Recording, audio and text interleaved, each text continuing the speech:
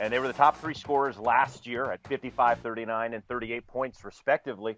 So this is a team that knows how to play together. They know how to score. They can score quickly or beat you in the settled offense. So you can't. Was 6.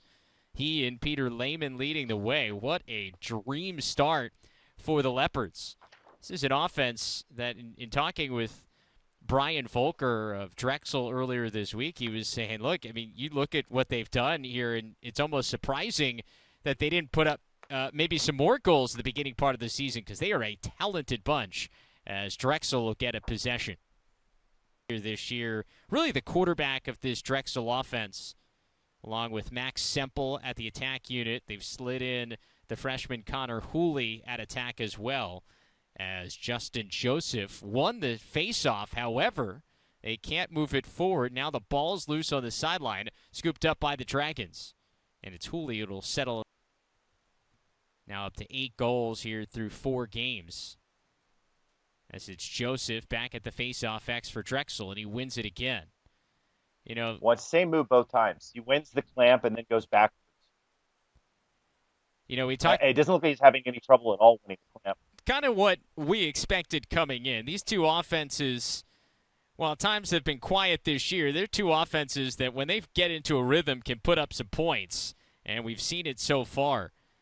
Kind of the opposite of what Drexel did, the type of game they were playing against UMBC over the weekend. UMBC going to slow it down, really make you play settled 6-on-6 on both ends of the field. Lafayette, much stopped. If he steps in, that rebound doesn't happen. So credit to Tomac for the tiptoe of the crease, stays out, and allows the play to continue for Drexel.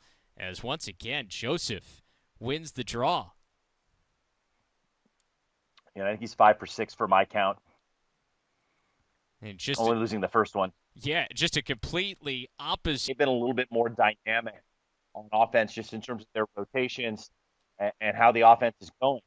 Now, if they can get a little bit of something going at the faceoff X, I mean, they can really give themselves an opportunity to win this game.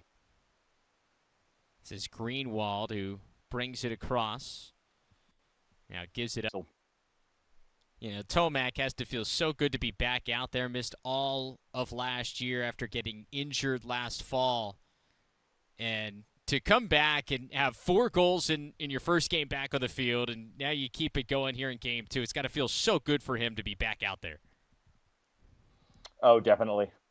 I certainly know how that feels, having been out there again after a long layoff and getting those first couple goals, first couple of runs. You're constantly building that confidence back up.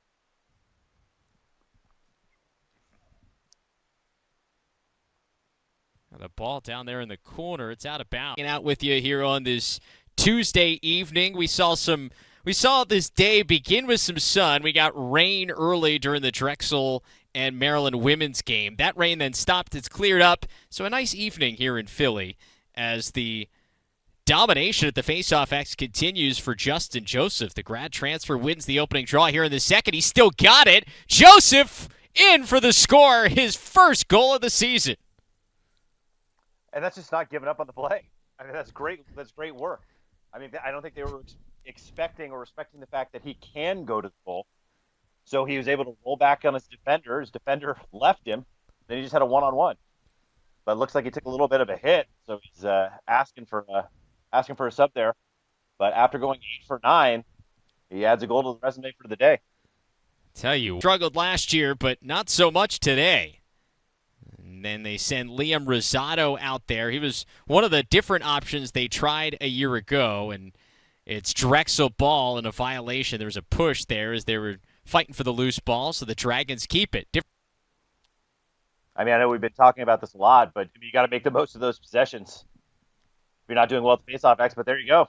Right on cue, a faceoff win. Bouncer wide. Backup is given to Coleman Cram.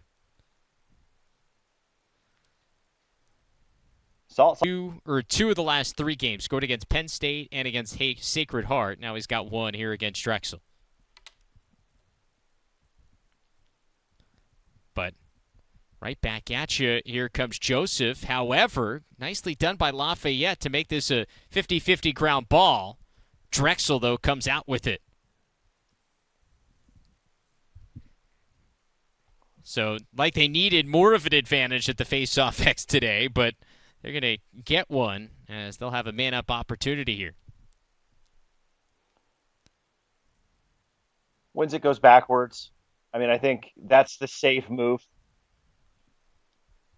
Had a different look going against a pole. So Want to make sure you. And Drew McGill. Two of them each played a half last week, or over the weekend. Blumenthal got the start like he did today, and then McGill came in for the second half.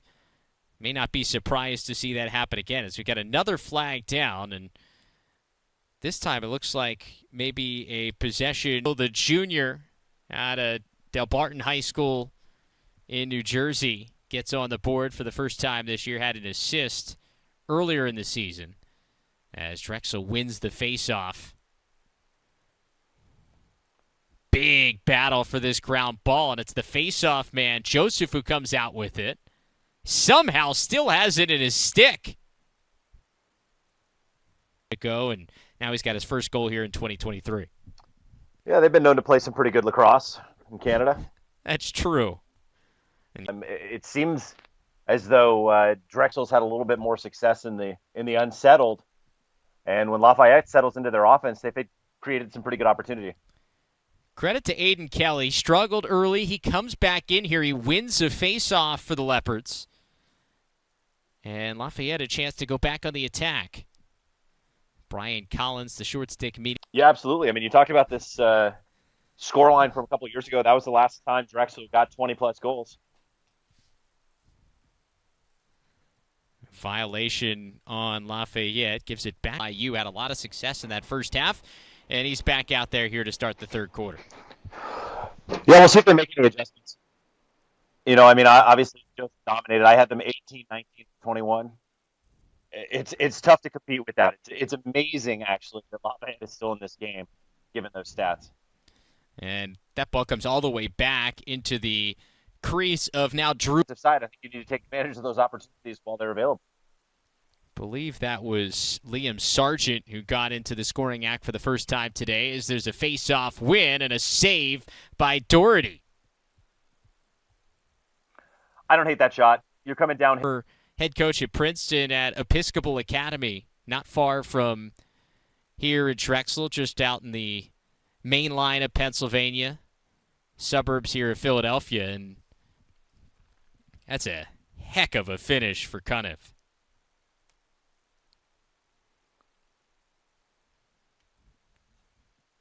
That was Coleman Cram on the dive. Just crammed it in there. I see what you did there.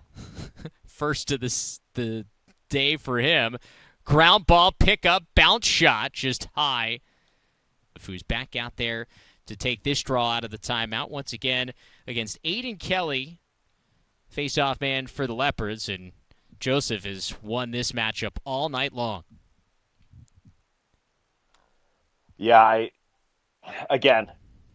think it's really good for Lafayette that they're winning this game. What Joseph has done at the face-off X, an opportunity. Maybe he can get one more. Joseph wins it forward to himself.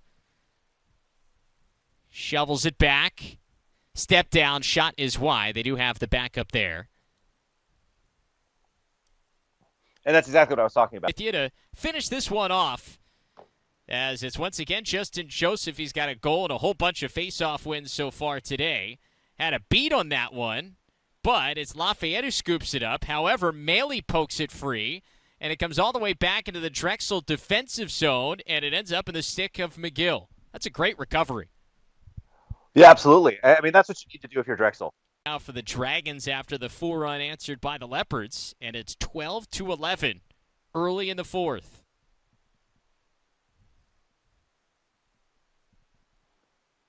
Joseph, another beat on this ground ball, and he scoops it up this time.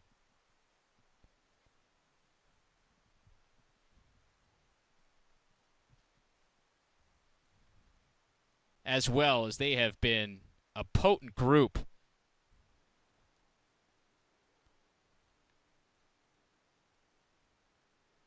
Actually, give Coleman Cram 3 assists today, so he had 5 goals to go along with 4 assists in this group. And that's a real timely spot to get a face-off with Lafayette.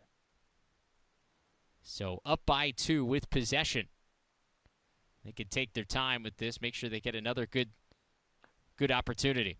And they have dominated at the Faceoff X, and that's where we are coming out of this timeout. Travis and Chris back with you here on Lacrosse TV. Once again, Justin Joseph there at the X. A huge face-off win by Aiden Kelly for Lafayette. I think that's 2 in a row for Lafayette for the first time all day. Really timely. You look at the stats, step down and put that shot on frame, and he goes low to beat McGill. Big face-off now for Joseph. As he gets some redemption, he wins it. However, it's loose on the sideline. Pat Myers wants this to be Lafayette ball. Let's see. No, it's Drexel. A little bit of hesitation there, though. There was a little look between the officials here on the near side, but it's Dragons' ball as Jack Mulcahy is, I think, looking for a ball here today, but he's got 4 so far. First 4 goals of the season for Semple, and Joseph wins another faceoff. Yeah, I was always amazed at those guys that seemingly had super shallow pockets and could manage to hold on to the ball, and then they come out and do stuff like that. That did not work for me. That's some I mean, how many times we see Reed Bowring, another former Dragon, the Canadian, end up with those kinds of goals and plays. This time it's Semple, another guy from British Columbia, making a play. And with about 3 minutes to play, not only is this tied, but Drexel has the possession again. I mean, you'd love to get another one of those face-off wins here. And guess who it is? It's Joseph with a huge face-off win. They'll try it again. Semple's shot is high. That's a heat check. He's feeling pretty good with putting home 5 already. I mean, gets it in his stick. I don't hate it. It's a possession shot. I mean, they were in that game against Cornell. They're 30 minutes away from a chance at championship weekend, and they bring almost everything back, about as high as the expectations have been down there in Newark, Delaware, maybe in the last 20-plus years. Yeah, maybe since Evan Washburn, John Grant Jr. Curtis Dixon. You got some. They've had some players. They've had some dudes. This is a huge face-off win for Lafayette. They win the scrum. Coming back downhill. Took his eye off that pass. This is a huge ground ball. Drexel wins it. Loose again, though, as it comes back to McGill. Now with 1:15 to go, the shot clock